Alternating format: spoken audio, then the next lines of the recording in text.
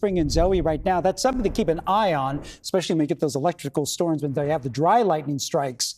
That causes a lot of fire danger. Yeah, we are expecting rain on the highest elevation of the Sierra, but the western slopes of it, closer to the bay, or at least our inland East Bay communities, that's where there are going to be potential issues, although I don't think it is going to be anything too much to worry about over the next couple of days. It was this past weekend that this fire, I'll pull up the indicator and show you the name of it, and that is 0% contained, unfortunately. It is producing quite a lot of smoke. All of that smoke, though, is heading up over the mountain, so where a lot less populated areas are. Something to keep your eye on, though, as those winds begin to shift around, potentially allowing that wildfire to spread a little bit more. The picket fire here in the Bay Area, it's not creating a whole lot of smoke anymore, which is really, really great news. I'm going to take you on closer, though, and show you exactly what we are going to be seeing closer to home, especially when it comes to that smoke. Again, all of it is really going to be confined to the northernmost parts of the North Bay communities. We are seeing, again, the picket fire creating all of this smoke just northeast of Calistoga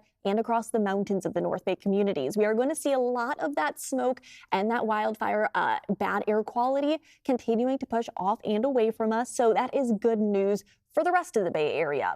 What we are not seeing is quite a lot of that fog inland anymore. We are seeing drier conditions inland right now, but that does not mean that our winds are picking up. Closer to our coastal communities, a lot foggier, but that fog is luckily going to spread inland overnight. Everyone in our valley communities of the Bay Area, including up north, including the picket fire, should be getting a little bit more moisture arriving overnight tonight. And into tomorrow afternoon, that moisture is going to hold tight to our coastal communities, and that finger of fog is going to stay directly in the path of the Golden Gate.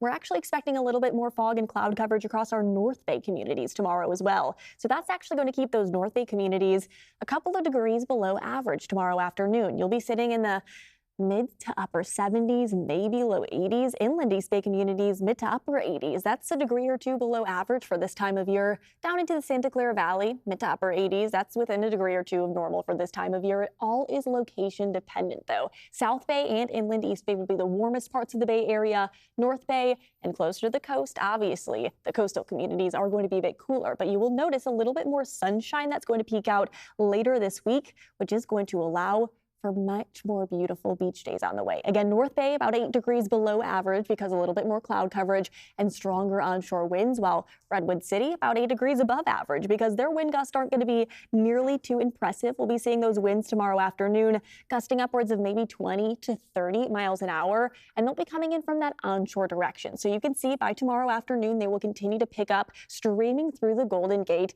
and then it's out over near Fairfield that we're actually expecting those gustiest winds, maybe up to 30 to 35 miles an hour. But look it up near Napa, Santa Rosa. We are expecting those winds to stay between 20 to 25 miles an hour. So that's great news for the picket fire. We are not expecting any extreme winds tomorrow afternoon, although it will be a little bit breezier over towards Fairfield. That will be the kind of breezier area. Either way, we are going to continue to see over the next 7 days nice and comfortable conditions. It's going to be really comfortable, honestly, for this time of year. It is what we would expect. Those temperatures sitting in the mid 60s, and those temperatures along the coast, again, really normal. There we go. I was wondering why our 7-day didn't work for a second, but we just needed to refresh it. Isn't that always the case? 70s are going to stick around for our coastal communities through early this week, warming up a little bit later this week and into this upcoming weekend, where the weekend of weather, that's where warmer temperatures are going to begin building into the Bay Area. You'll be seeing those inland communities again sitting in the upper 90s, and those